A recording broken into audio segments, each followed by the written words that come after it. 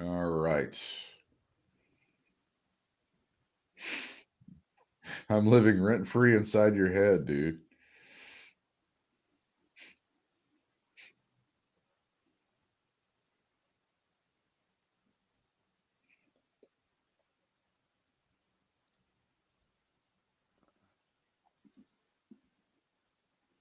Damn it.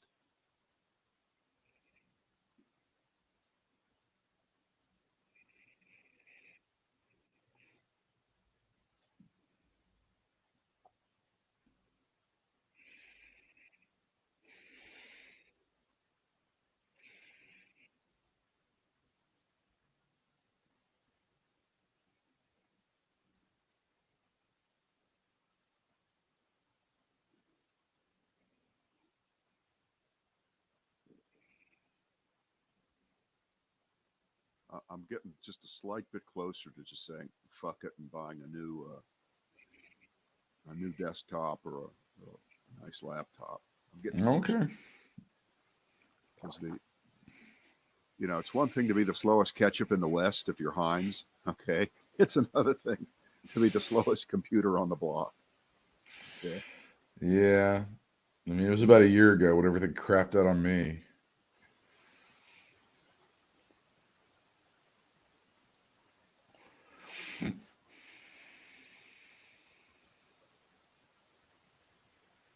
I have a great uh,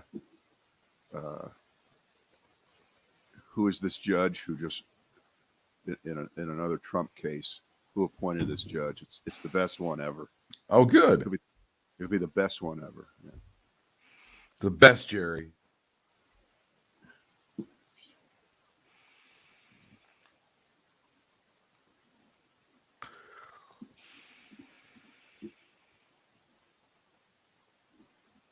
I think I did it right.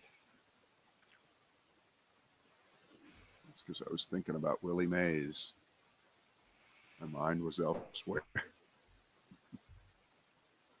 Willie Mays. A guy who couldn't even get past AAA today. No, he wouldn't be. He would have problems today to even play in the game. I think Let's be I honest. think you just got to acknowledge that much better now.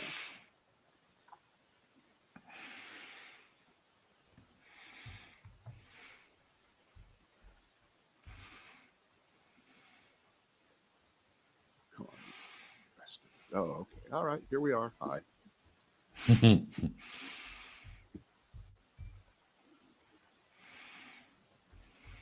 Okay.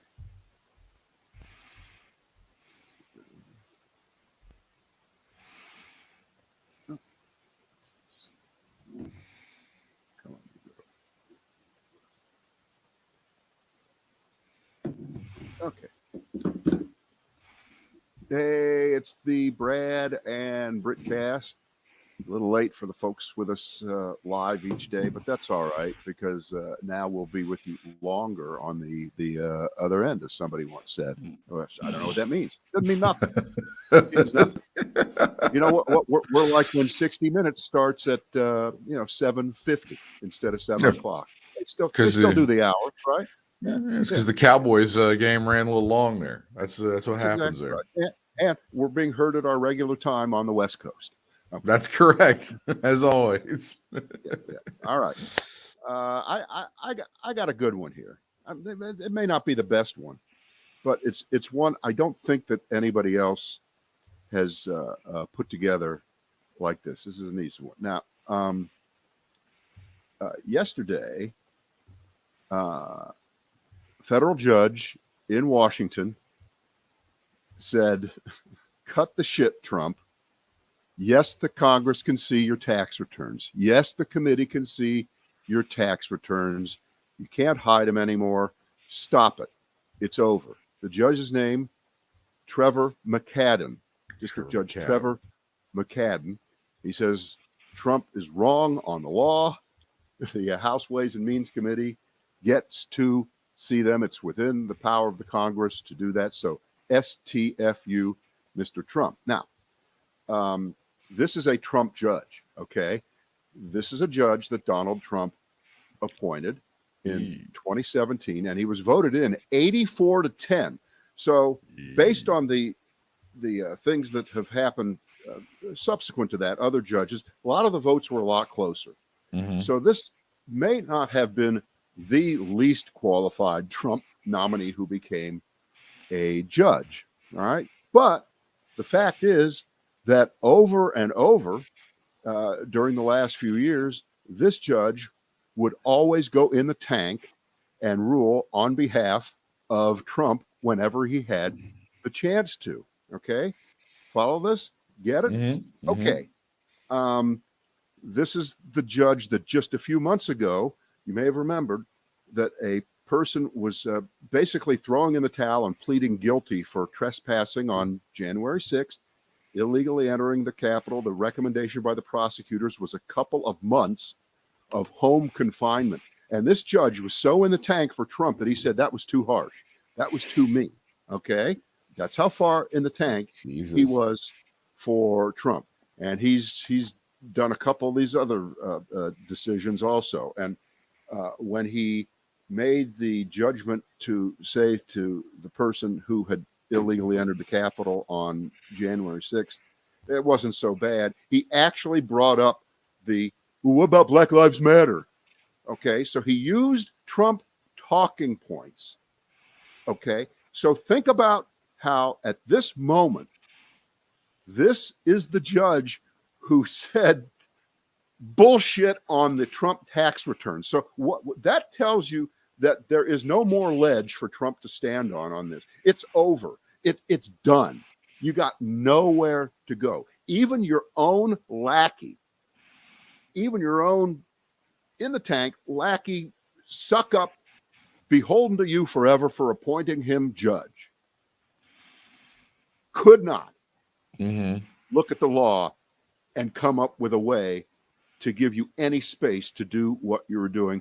To me, that's a really, really important statement, and it kind of goes along with everything else that's spinning around out there right now, which feels like, as we've said 5,000 times, the walls are closing in on Trump, and they never do. We know that. But think about this one and think who made that judgment. This wasn't an Obama judge or a Bill Clinton judge or one of those where they always say, well, it doesn't count because. No, this is one of your teammates, Don. This is one of your people you thought you could count on. So that's my opening card out on the table. What do you think? McFadden said that Trump's legal case was weaker because he was no longer president. Duh. But an individual, so in Congress. Right, of course. Right.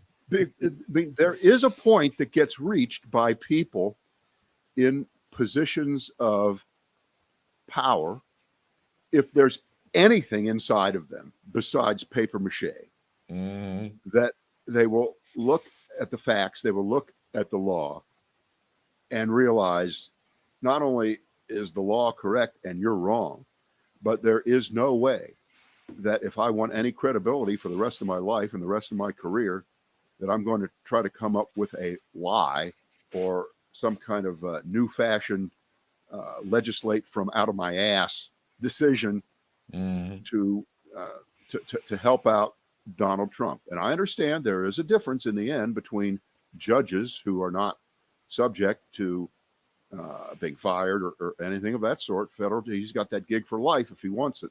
Okay. And politicians.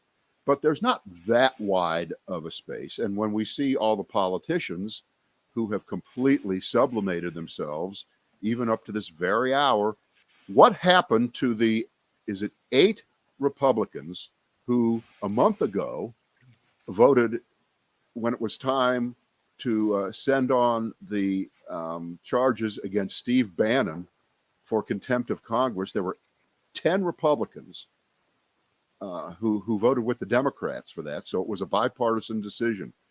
On Tuesday, it was only Kinzinger and Liz Cheney. So those 8 have decided that Mark Meadows is being picked on. He's clean. He didn't do nothing wrong. It's unfair.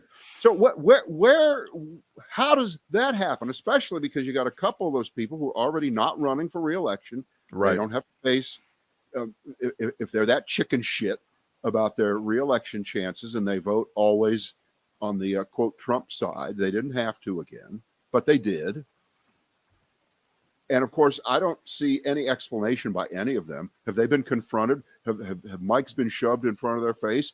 Or have they just mastered the art of walking by and we don't even bother to see the evidence that they're going to? I don't even know who Mark Meadows is, or some shit like that. No, I don't know what you're talking about. There's no evidence. I don't know. How did it go from 10 Republicans to nail Bannon and only the lonely 2 for Mark Meadows? I'm not asking you to explain it. I can't. I'm just throwing it out as a rhetorical question of how pathetic whatever you call the Republican Party is right now.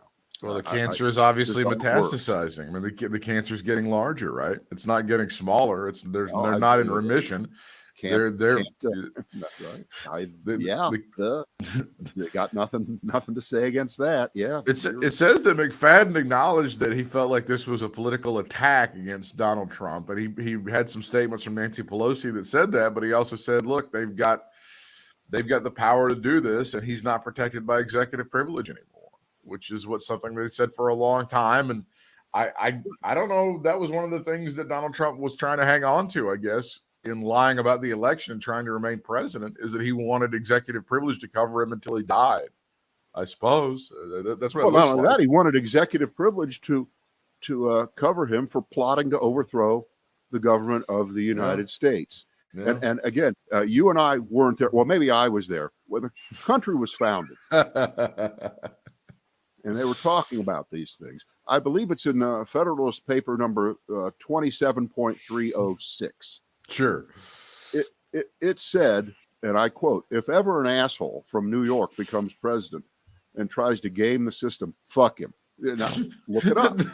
I can't make it up. I'm not allowed. The prescience of the founding fathers. I mean, sometimes people go, they didn't look at telephones or airplane, but they knew that. It's amazing the specificity to which these gentlemen went into right there. Yep, they had it.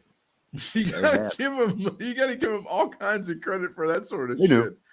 They knew there'd be a guy like that would come along one day. Well, Brad, Laura Ingraham and Sean Hannity had an opportunity to talk about the text that Liz Cheney read aloud on Monday, or rather earlier this week, which says that they were trying to text anybody they could to get Mark Meadows to stop Donald Trump from making sure that his people killed folks on the Capitol on January the 6th. By the way, the 1-year anniversary, not that far away from the insurrection, and I guess we'll talk about that at some point. Laura Ingraham decided to rip into Liz Cheney for reading private messages during that 1-6 hearing that were largely irrelevant, saying that she's largely irrelevant with no real constituency. I believe that's called a straw man, or rather an ad hominem attack, attacking the man, if you will, in Latin. And Sean Hannity decided to do the same, slamming Liz Cheney for reading private text messages during that 1-6 hearing. A weak attempt to smear yours truly. Sean Hannity saying that on his radio show on January the 6th, he was forceful in condemning these attacks. By the way, his radio show, if you've happened to have listened to it for the past 20 years, is merely an infomercial for what's coming up on Fox tonight. It's been that way for many years. He barely puts any thought into it at all. He does sort of a thing, but then he goes, tonight we're going to talk to the great one, Mark Levitt, right? That's basically what his radio show is. It's a plug, yeah, sure. It has been for a long, long time. And then he'll do a live read for SodaStream. That's essentially what it's been. But he says no. He was forceful, and they're lying, and this is bullshit, and it's a red herring, and he's not going to just stand there and let him get away with it, Brad.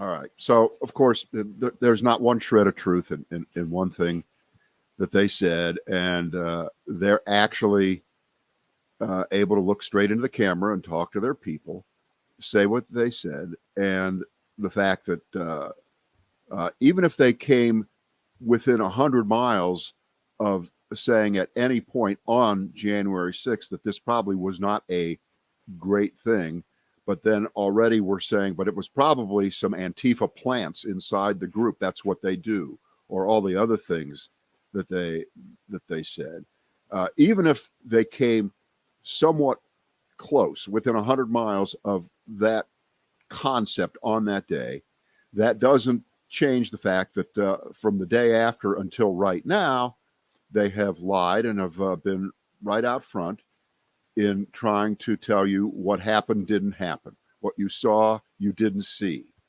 that the only person that matters who lost their life that day was Lauren Boebert. No, not Lauren, but what was the name? Ashley Babbitt. Could you please get the names kind of, they have the same flow together. Cadence, don't they? Lauren Boebert. Could you please get your Ava Braun du jour? Could you get the name correct? Ashley Babbitt was the name of the only victim, by the way, who suffered on January the 6th. Yeah. By the way, I have a good Lauren Boebert. If you want it soon enough, we don't get to that in a second here. Sure. But no, the truth is the truth. They're liars.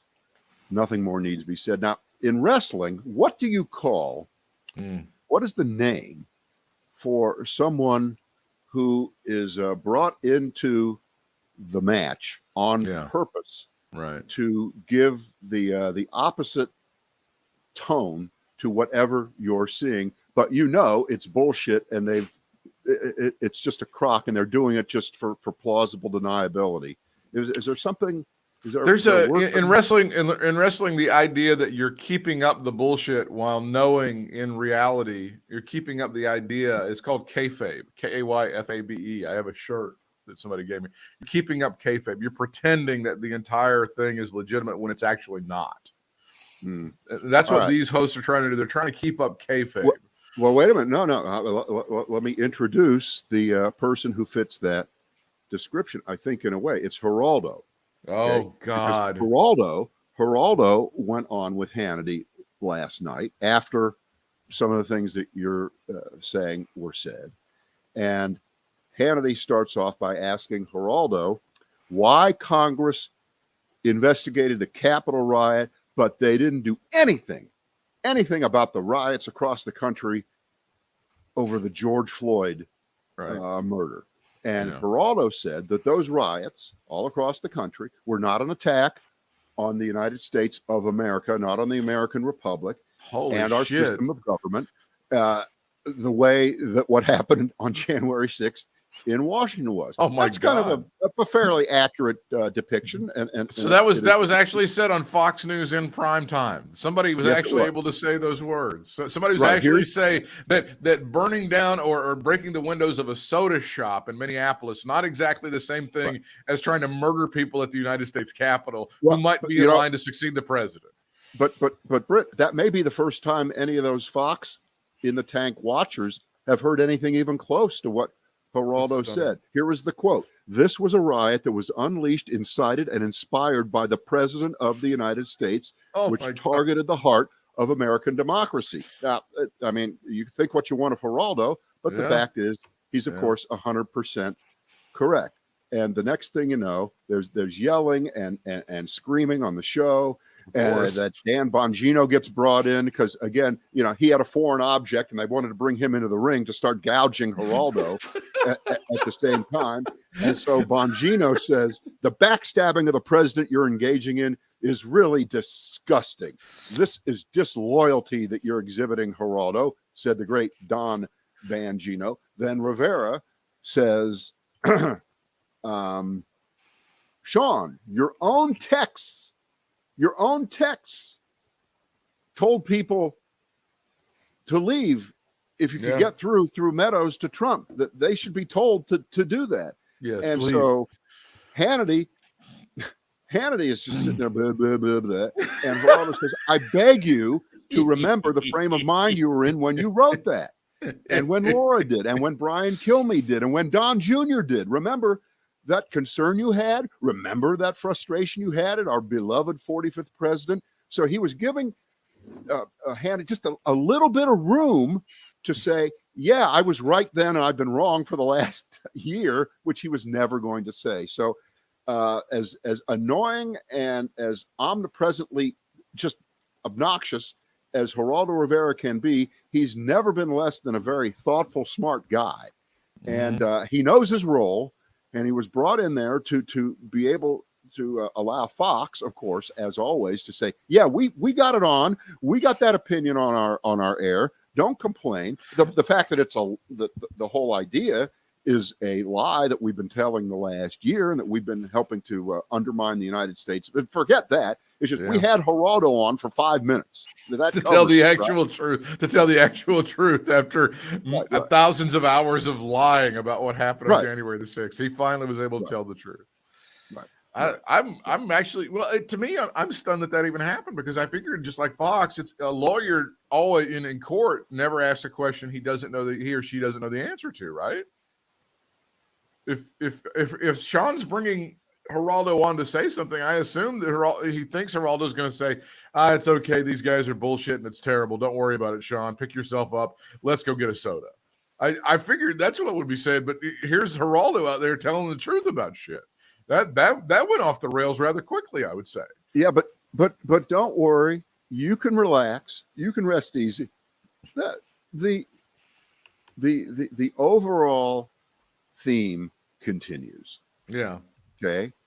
Because you can just bet that when Geraldo comes on and does that, he is barraged with hate email. He is barraged with hate text and Twitter and the defense of Sean. How dare you go on to Sean Hannity's show and say that about him? We know he didn't say that. He said he didn't do that. Blah, blah. Okay. Of course, the answer is slightly in 1/1000th of 1%. Yes, it's good that they got that opinion out there for 5 minutes the next day, only because they had to, because it was so obvious that they could not completely ignore this forever and ever and ever, even though most of us thought this is what they would try to do, because they've tried to do it in other circumstances. But that almost feels like that.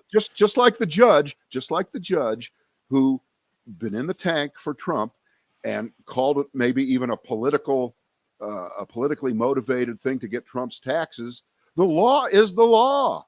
You know what? Guess what's politically motivated also? Gerrymandering. And you know what? The U.S. Supreme Court with John Roberts said it's legal. Political gerrymandering is so legal, I can't even begin to tell you how damn legal it is. Way to go. So don't tell me anything of that sort, that there aren't political decisions made all the time. They shouldn't be made by judges, and this judge made them constantly, and this time he didn't.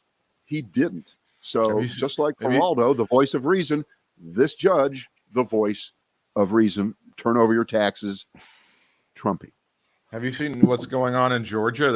It's really extremely, even for them, it's bad. They go, some of the Republican legislature has made it legal to go into certain elections, and they change the majority that were black Democrats and they make them white Republicans. They've been doing some great reporting on this. The problem is it's not because any voters went in there and decided, well, these people shouldn't be in office. These people should. No. The state legislature just changed the rules. And they said, well, we can go in here and go to this place and do this. And of course, they're doing the shit that we've talked about, which is it's the, playing the hits. We're not going to vote on Sunday. We're not going to do, we're going to have one polling place for the black folks. It's going to be in a closet somewhere down by a gas station. It's going to be open from 10 to 12 every other Tuesday. It's all that shit. All that shit's going on throughout Georgia. So they're while, we have people like Raffensperger and folks like that who said the right thing about a year ago, we're now seeing the real them. We're going to have to game the system ahead of anybody like Donald Trump coming in and gaming the system. That stuff is going on throughout Georgia. You had a Lauren. Did you have a Lauren Boebert anecdote you wanted to throw on us?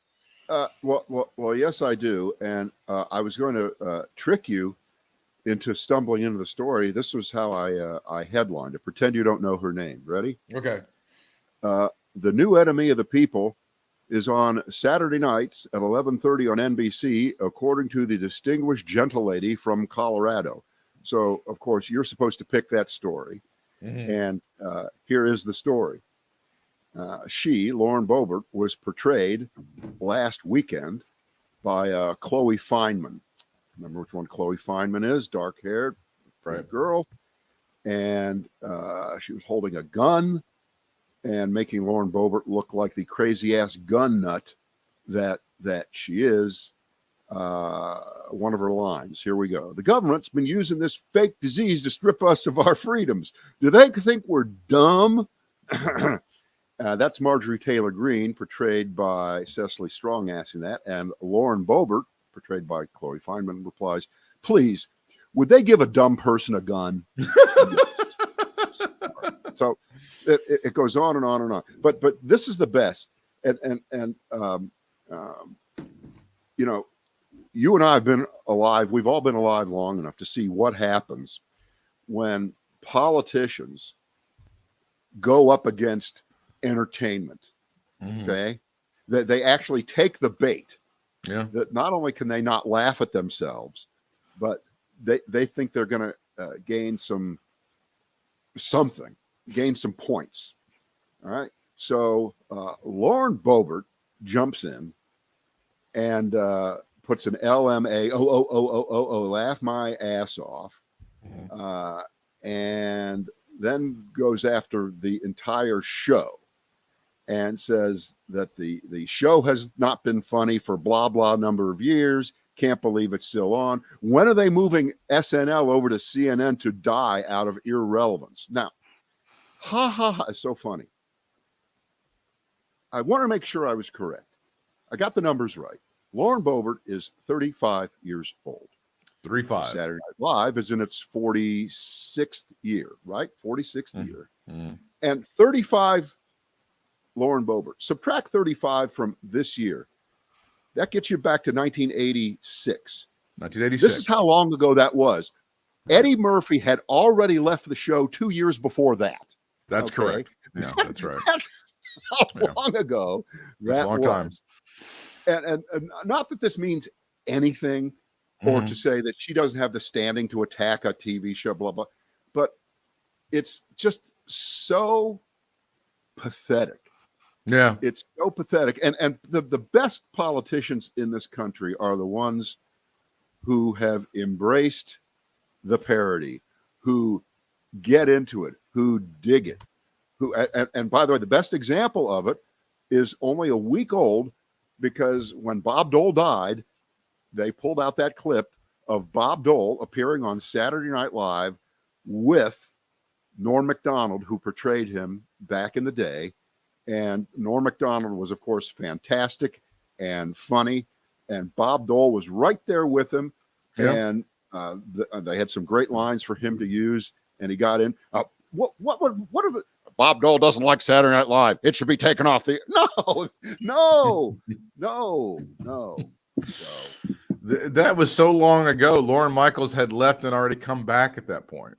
Yeah, that's how long ago that was. He had been exiled by Don Ohlmeyer, who was producing the show for a few years, and then come back. It's forever ago, and there that's not quite the point, but guess here's the point. The point is Saturday Night Live was here way before you, Lauren Boebert, were even a dream down your daddy's leg.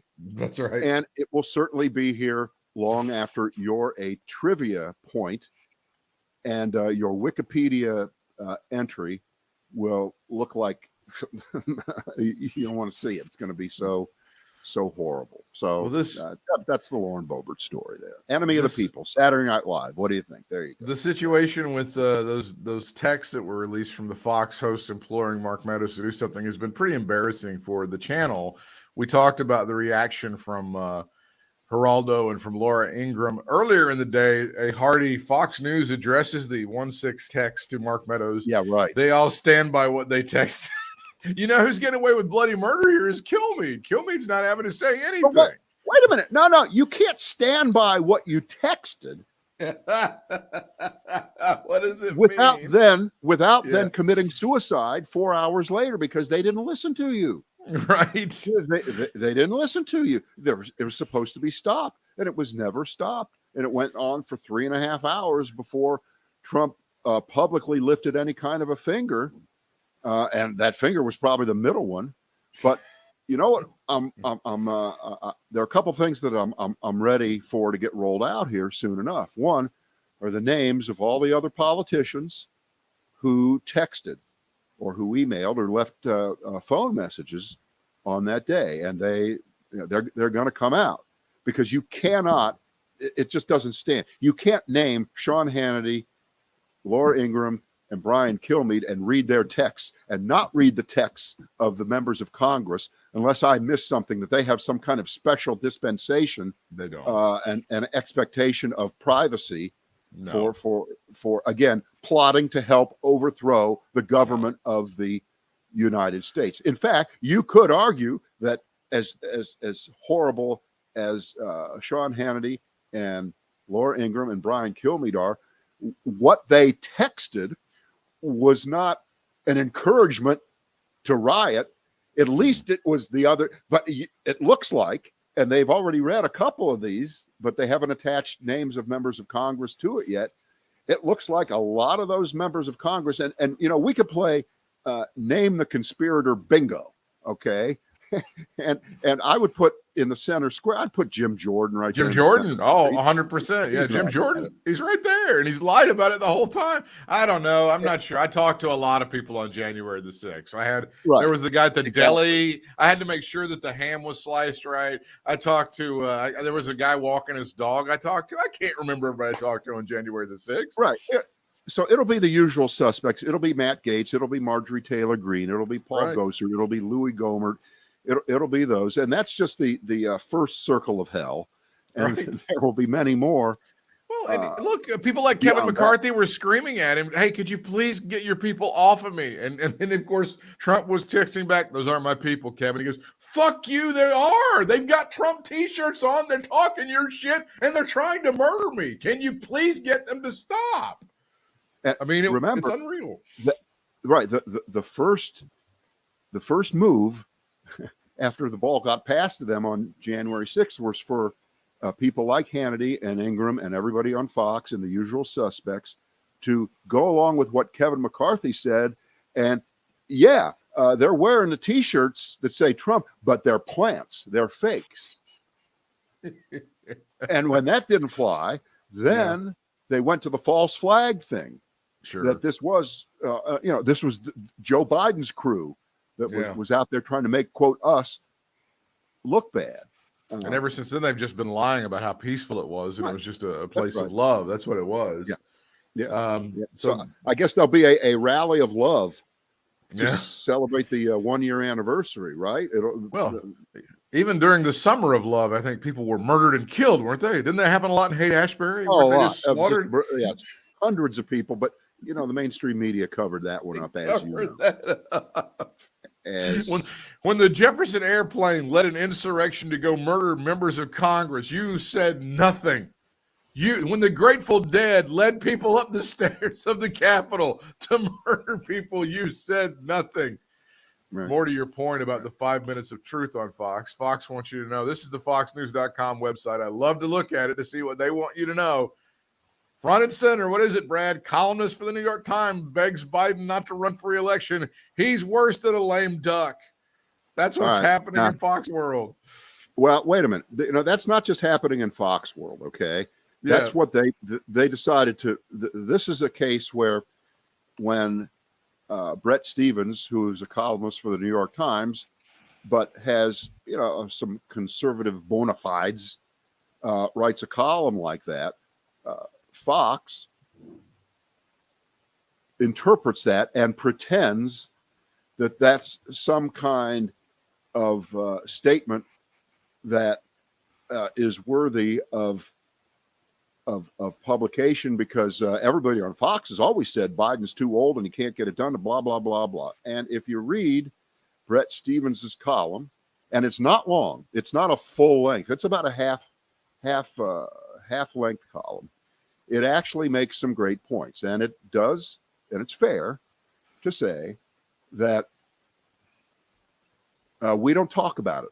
In polite company, liberals just don't talk about Joe Biden's age. You kind of leave it alone. It's not a thing. But we all know, and he points it out, do we want an 86-year-old president which is what Joe Biden would be at the end of a second term. Do we want an 86-year-old president of the United States? And does Joe Biden miss a beat every once in a while? Yes, he does.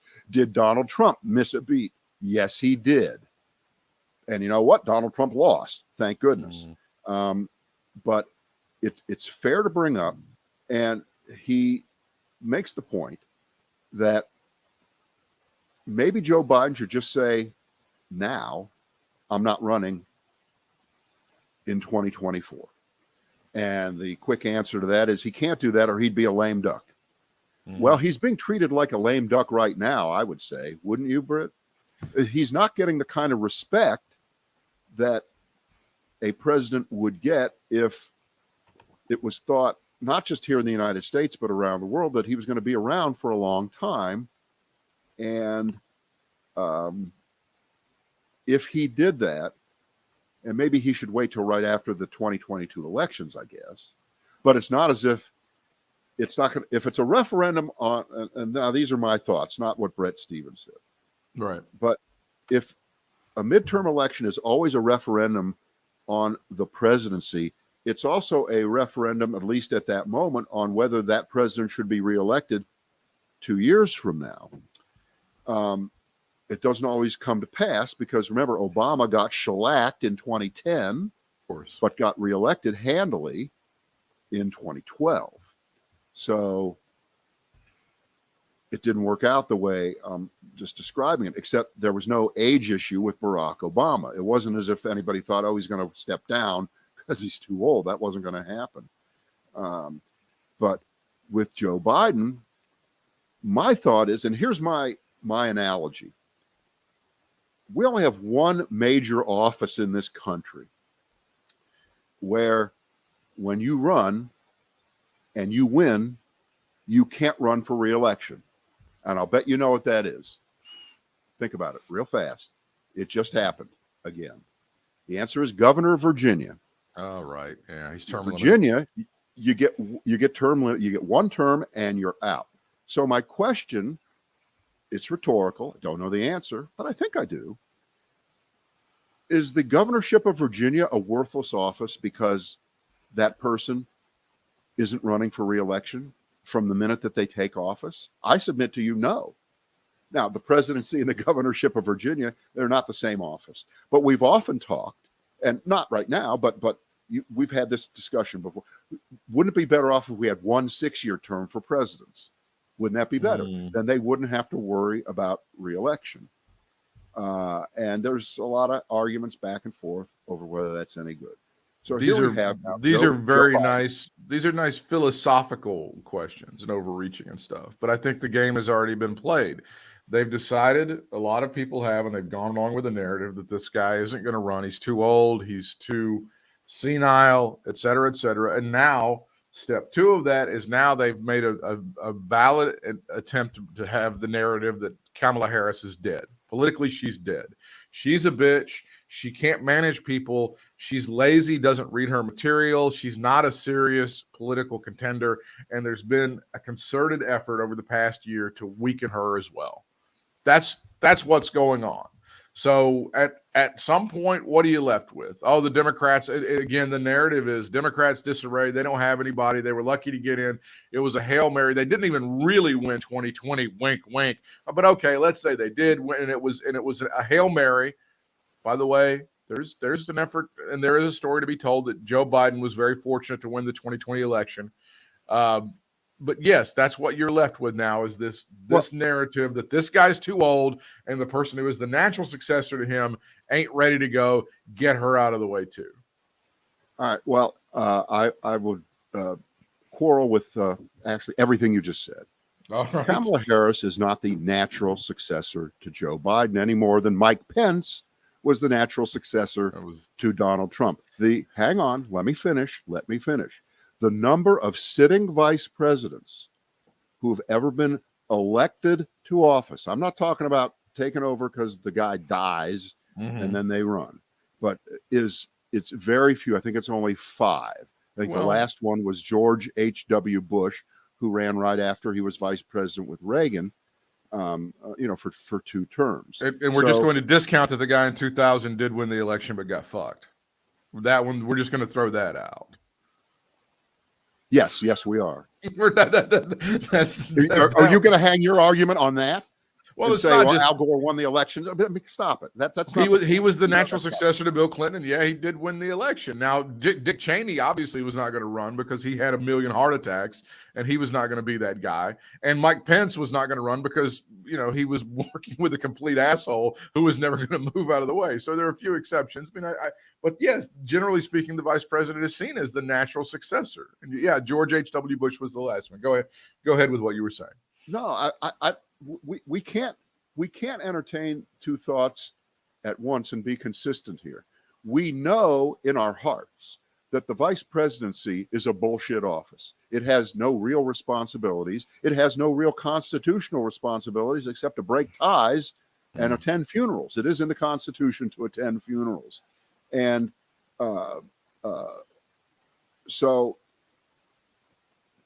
I say that completely discounting the fact that the Democratic Party, if Kamala Harris gets, how should we say, not the respect that she supposedly deserves because she's Kamala Harris, that could cause many Democrats to sit home, and whoever else was nominated would get slaughtered.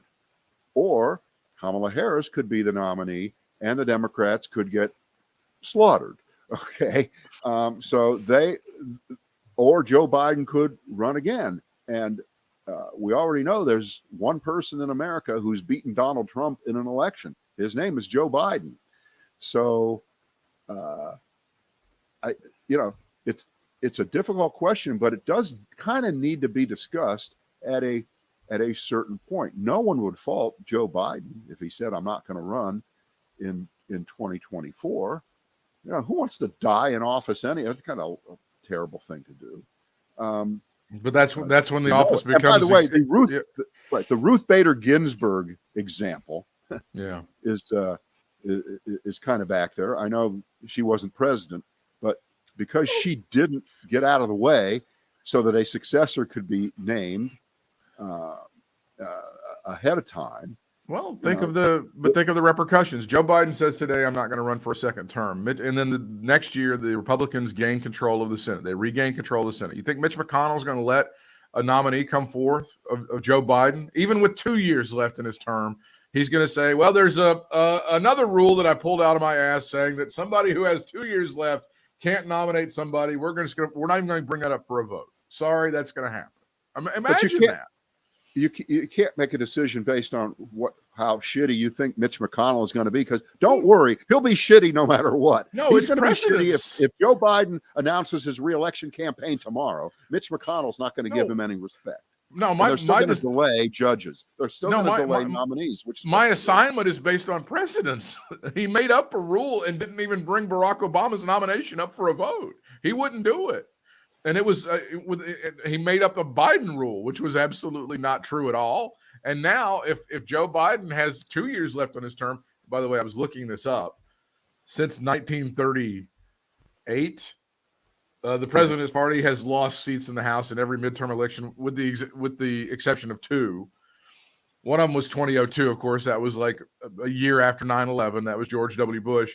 And one of them was that disastrous 1998 midterm, where somehow Bill Clinton, in the middle of being so embattled from a blowjob, was able to gain seats in the House of Representatives. And that was the one where the Republicans, even though they retained control of the House, said, Newt Gingrich, maybe it's time for you to go home.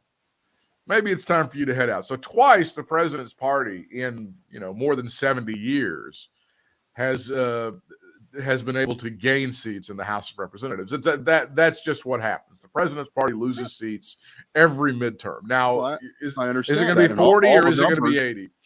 Right. All the numbers are disfavorable to Joe Biden right now. Right. There's new polling out today that's very, very grim, of course. Yeah. But I don't know. I just think it's important to acknowledge the issue. It can't be that the issue is left to Republicans and Fox and the haters and them to just attack Joe Biden and say that, you know, he just drools all the time and can't move an inch and can't think. That's not true. On the other hand, it's not good for Democrats and liberals to pretend that 78-year-old Joe Biden is the same as 52-year-old Joe Biden. He is not. And when it comes time to making decisions about your own life, when you get to 78, when you get to 80, you're not as quick very often. Not in all cases. Some people are razor sharp at 80. God, I did you listen to fucking Mel Brooks? He's on with Terry Gross last week. Holy shit. Yeah. Fucking Mel Brooks is unbelievable. He's 95 and he's all there. Okay. But he's the exception. He is the exception. Okay. And, you know, we've got all these fossils at the top of our government. We do. We do. We have Mitch McConnell. We have Joe Biden. We had Bernie. We almost had Bernie Sanders. We had Nancy Donald Pelosi. Trump. Nancy Pelosi's not a young one. All over 75 years old. Right. Come on. You know, with age doesn't come that much wisdom.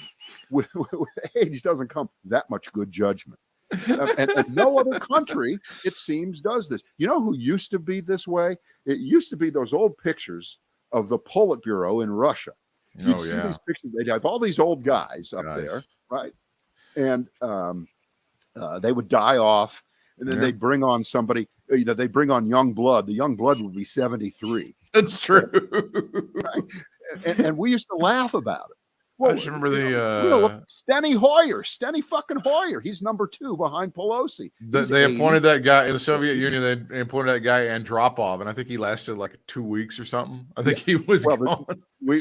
I know where I was on the radio then. I was on WSJS in Winston-Salem, and I had a great funny guy with me who did imitations. He came on as Yuri Andropov, who was already dead, and said, "I've just dropped off." See, I remember this being like a point of discussion on the radio station that Mom and I were listening to on the way to school, and somebody made that joke about dropped off, and in the morning disc jockey was like, I just don't think we should make jokes like that. I just don't think that's what it is. Not right. Let me leave you with this, because we did have some breaking news while we were talking. The Fed has declared war on inflation, Brad. Fed officials project 3 rate rises next year, and they will accelerate the wind down of the stimulus. They are on this inflation thing. They've got it in their sights, and they're about ready to unleash hell on it. Your quick take on that? It was expected. Yeah. And no one is or should be surprised by it. And I don't have any stock market predictions based on it. I don't even know what the initial move was, because very often the minute he says something, there's movement in the markets. I don't know whether it went up or down. Slightly, the market is slightly positive. I don't know if that was, I think, like you said, it was already kind of baked on the cake. Right. Yeah, I mean, I have nothing to say except that I own Eli Lilly. Look at that one today. Oh, yes, baby. Woo, woo. Sorry. Big Pharma. Sorry. I'll see you tomorrow.